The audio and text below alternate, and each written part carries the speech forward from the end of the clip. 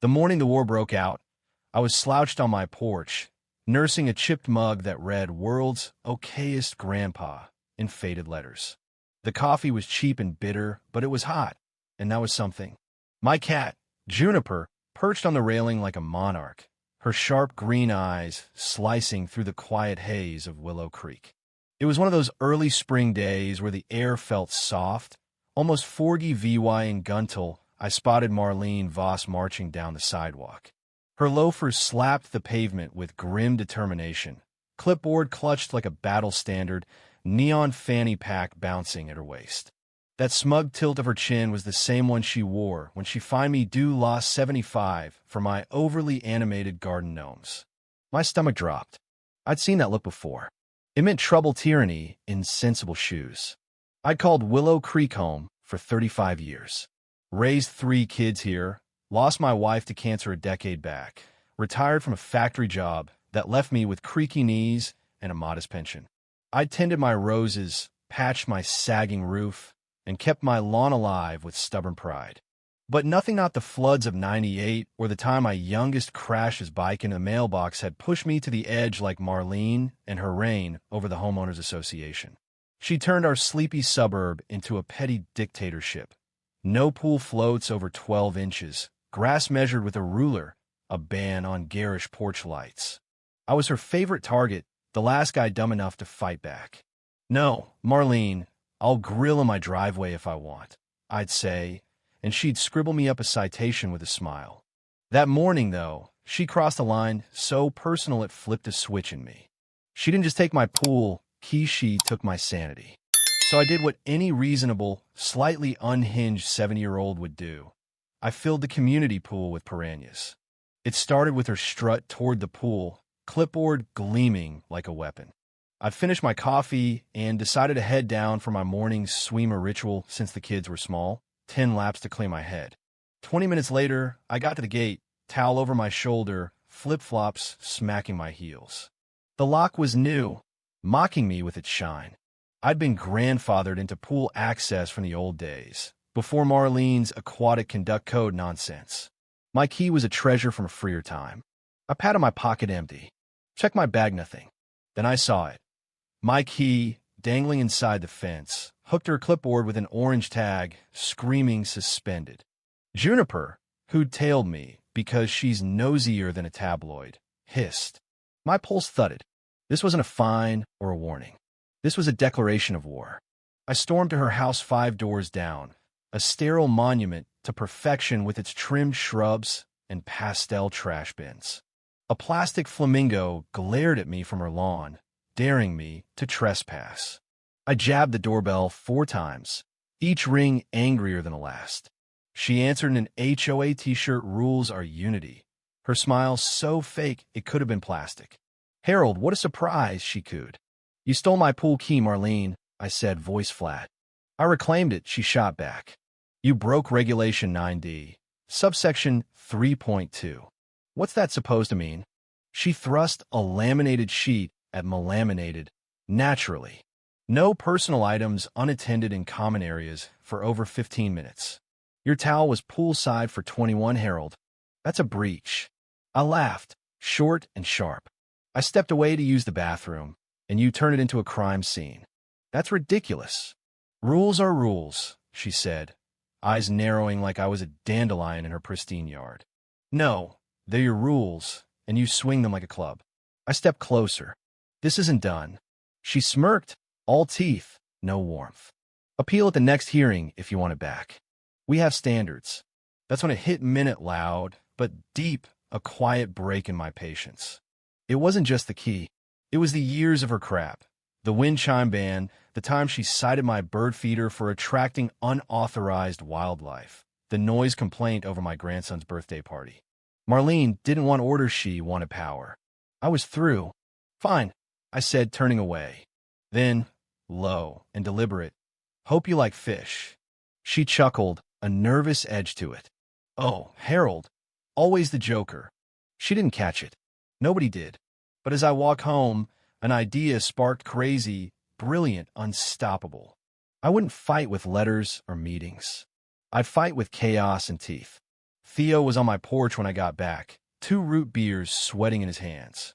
He's been my neighbor since the Carter years, a lanky guy with a gray ponytail and a laugh that could defuse a bomb.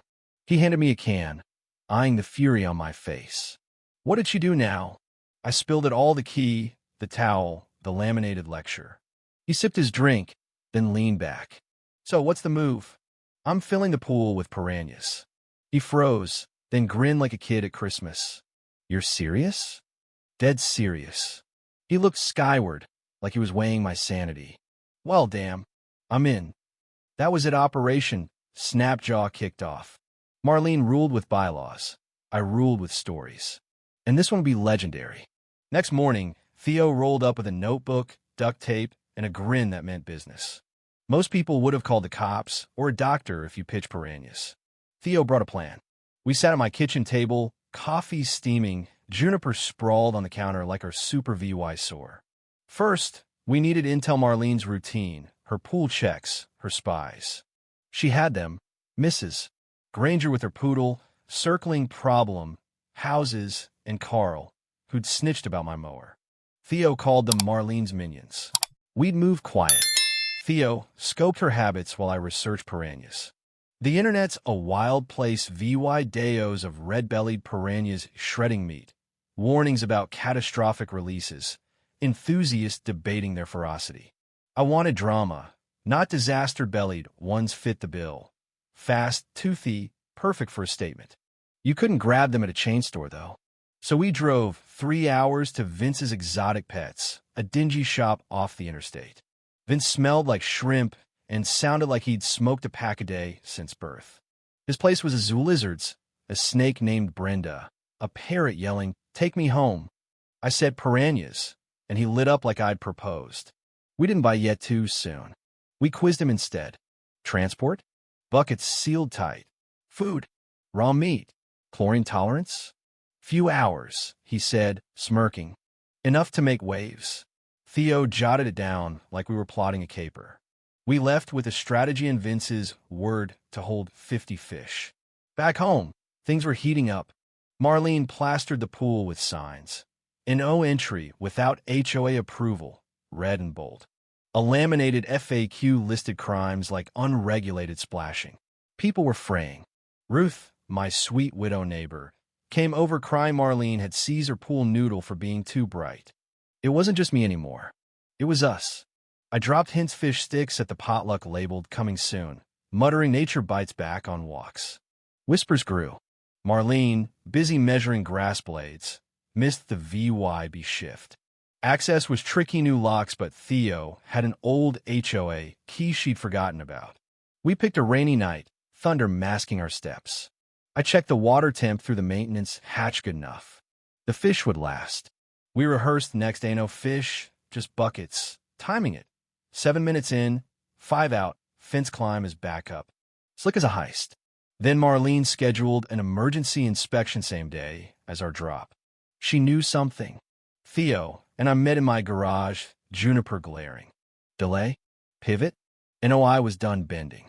This was for Ruth, for Carl, for every stupid rule. We bumped it up a day. Called Vince, got the fish 50 snapping to VY, LS gurgling in Theo's trunk by sunrise. We parked blocks away, hauled them through alleys, shadows with buckets. At the pool, Theo watched. I poured. They slipped in, barely a ripple. Swim, you little terrors, I whispered. We vanished. Morning broke: normal birds, sprinklers, then chaos. Marlene led her inspection posse. Ruth reluctant, and Gary miserable, all in HOA polos. Theo and I watched from my blinds. She unlocked the gate, scanned for infractions, then stopped. A ripple. She leaned in. A piranha surfaced, teeth gleaming, tail smacking. She screamed: a banshee, whale swinging her clipboard. Wildlife violation. Ruth dropped her pen. Gary gawked. Neighbors swarmed: Jenkins in his robe, Lopez with binoculars, Ruth with chips on her scooter. Marlene unraveled blaming kids, calling animal control, then shouting at the fish, "I order you out." One splasher VY soar off. The crowd lost it. Lauder, cheers. I stepped out, clapping slow. Her eyes locked on me. Ew. she yelled, charging wet and wild. You did this. Did what? I said calm. Proved you're tyrant? Sure. You unleashed monsters. Fish, Marlene. Politer than you. Laughter erupted. Phones filmed.